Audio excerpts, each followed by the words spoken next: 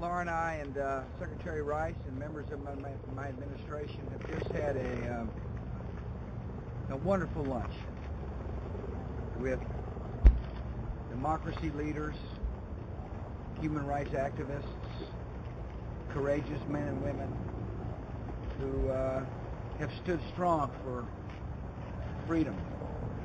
I assured them that this government, or my government, believes in the universality of freedom. We believe there's an Almighty, and the gift of that Almighty to every man, woman, and child is freedom. They inspire us. Here in America, we have an obligation to help others realize the blessings of liberty. They have been on the front lines of securing liberty. And so we want to thank you very much for your courage. Thank you for your set of beliefs that remain strong.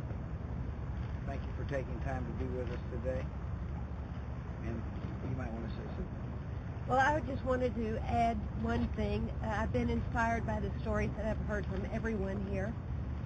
Some people that are here have already seen the results of their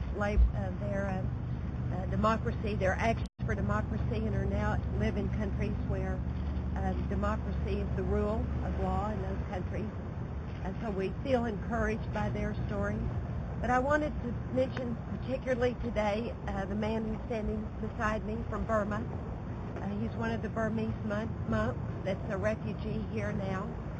It was almost a year ago exactly that the Burmese monks and many, many citizens of Burma turned out to protest in a peaceful protest, to protest a rise in gasoline prices that were done by the government.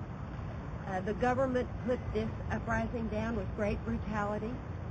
Many, many people were arrested, including many monks. Many dissidents and protesters had to go into hiding. Just recently, the Burmese government has arrested one of the Generation 88, a female, Nilar Khan. She's now in prison. That we all know, the Burmese government has kept Aung San Suu Kyi in prison or house arrest for almost all of the last 18 years.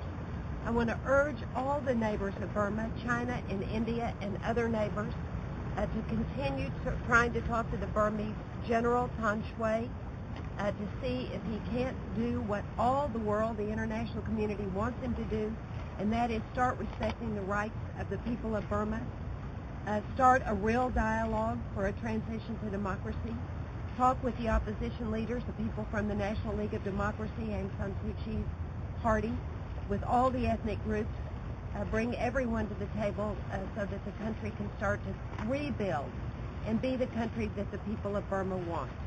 I met refugees on the Thai border when the President and I were just in Thailand, Burmese refugees. These are refugees who want to go home, who want to move back to Burma and live a life with their rights protected. And one of these refugees is U Kovida, who has had to come to the United States rather than to be able to stay there. I don't know if you want to say anything. Thank you very much for inviting me here. This is a really nice day and like some discussion to many people. In Burma, many rich people a lot. We all need human rights, all the world people, because we are all human. So if one people, there's no human rights, there's no people, there's no human. So I hope so. I hope that we all, international community, need help the Burmese people, and I hope together help the other international community and the U.S. and the European, every country, and I hope we can change the government from with a weapon and Burma and Tibet and other Zimbabwe, other countries around the world. We all need peaceful, need to change with a weapon. Thank you very much. Thank you all. Thanks. Thank you all very much. Thank you.